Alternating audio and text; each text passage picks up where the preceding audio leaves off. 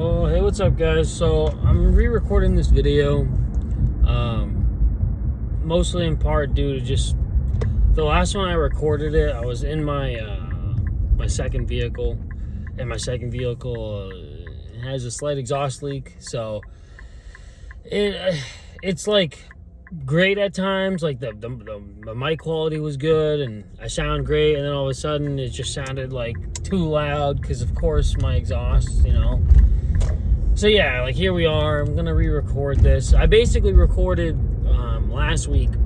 I recorded like a little 3-week update for you guys into my plumbing apprenticeship journey. And then I said in the video towards the end of it, I'm like, oh, I'm gonna have like a 1 month, update. And now I'm just thinking, I just finished my 4th week.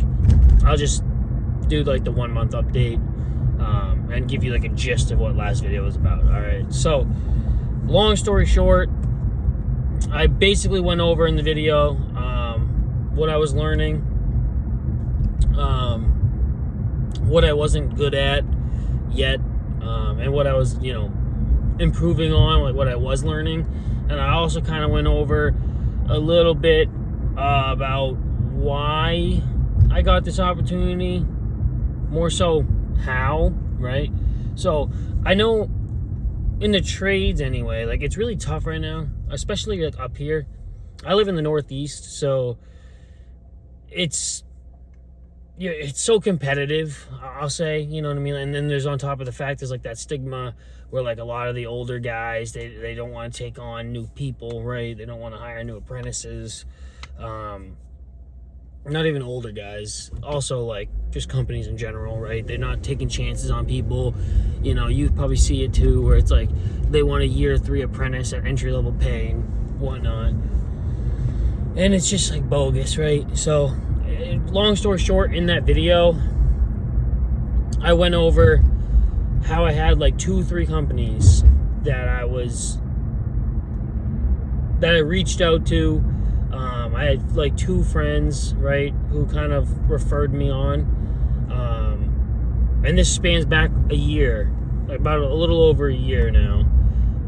I applied like October of 2024. Yeah, October of 2024. At one company, I was told to get my OSHA card. I got it, the OSHA 10, and then they're like, oh, we just slowed down for the year. Basically reached back out in spring. So that didn't go very far, very long. I was in constant update with them though. Like every couple weeks, every month or so, I'd shoot an email out. And then another company, through my other friend, I just reached out to like a month and a half ago, and they're willing to give me a chance. But the funny thing is, it's so hard to get into the trades, right? And then of course, like our luck as new guys trying to get in, I had both companies hitting me up at the same time, asking me if I wanted to get started, basically. So what had happened was, the company I applied to in October of 24 or 25, whatever, it was 24. The company I applied to in October of 24, they finally reached out to me about a month ago now, right? Because this is my 4-week update. And they reached out to me just as I was setting up an interview with my other friend's company. And they're like, oh yeah, we're looking to like speed up soon and blah, blah, blah. Like it's going to be summer. So, we'd like to have a sit down with you finally. I was like, you know how it is. So yeah, on top of all that, I also applied, sat down with a whole panel of people, and got into the local union up here in New Hampshire, to be particular. So I said Northeast, but I live in New Hampshire. It's rough in New Hampshire. I mean, at least if you're in Mass, there's a bigger market. There's more people willing to take chances on you. But yeah, I basically had 3 companies like back to back to back. The union hit me up like a week before my notice was up on my last job. So I took the job, the one I applied to in October. And then once I sat down with them, I took it. and I politely declined the job with my other friend's company. The union finally called and were like, hey, look, we're going to be speeding up. And it was like a year. I got into them back in July of 2025. It's like we had interviews in May. And I got in July, and they called whenever. I had to politely decline. I'll go back to the union when I'm when I'm a journey worker, when I become a journeyman, for those benefits. But I guess the long story short of that video was basically keep applying. Even if you don't think you stand a chance or you're not qualified enough, just apply.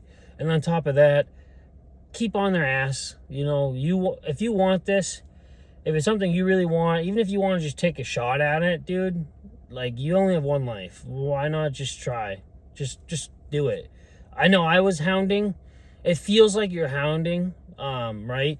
But the funny thing is, the company that I applied to in October, and I told you guys I was like kind of emailing them frequently every month or so, maybe every 2-3 months after, after the first one or two, because I felt like I was hounding. Turns out, no, like they loved that. When I finally sat down with them like a month ago and accepted this position as an apprentice here, they were like, yeah, you stuck out because you've been loyal, and your friend had referred you obviously a little over a year ago, and he still stands by you. And then on top of that, like, you've been in contact with me this whole time. I had 3 people on my desk, and the main boss was like, who do we move forward with? And I thought of you first, just because, not even because of your friend, just because of the fact that you have stayed in contact for so long. It shows you wanted it. And like, I could see that, and I was like, yeah, there's nobody else who wanted it more than me, dude. Nobody. I don't care. Life's like that, you know what I mean? Like, if you really want something, you just got to go out there and get it, man. You know, it's so discouraging in the beginning, because I was there too. I was throwing in applications left and right, dude, for all these apprenticeships, and they're just like instant declines. But just stay on top of them. And then maybe on top of that, maybe seek out, like, message their HR department. I know I did for like 1 or 2 of them, and I was just like, hey, like, what did I do wrong? Or, what made you basically decline my application? So maybe something I can work on. And then on top of that, also be like, well, maybe I'm not qualified, or maybe I'm not what you're looking for right now, but I'd like to stay in contact with you in case, I become a better fit for this company. They like seeing, they like hearing that. I mean, I know I would if I was an owner, and somebody was persistent, and they were showing me like, oh, maybe I'm not ready yet, but how do I get ready? You know what I mean? 100%. But besides that, on to the first month thing, right? So my whole first month, within my first week, I soldered a couple hold rights. So I soldered a couple like 12-inch pieces of copper. They were just coming out. We were roughing in toilets, water supply lines for toilets and urinals. I'm not that great with the roughing in part yet. There's a lot of measurements.